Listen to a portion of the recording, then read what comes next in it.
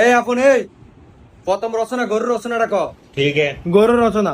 Sir, গরু হচ্ছে আমাদের একটি গৃহপালিত প্রাণী। গরুর 2টি পা আছে, একটি লেজ আছে, কিন্তু গরু 4টি পা। গরু দ্বারা আমরা হাল চাষ করে থাকি।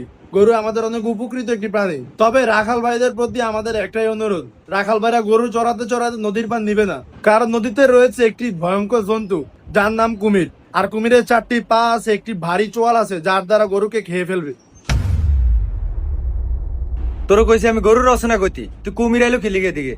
আচ্ছা বাদ দে, তো 2 নম্বর রচনা বাড়ির রচনা ক। अच्छा। বাড়ির রচনা। অনেকগুলো ঘর মিলে একটি বাড়ি হয়ে থাকে।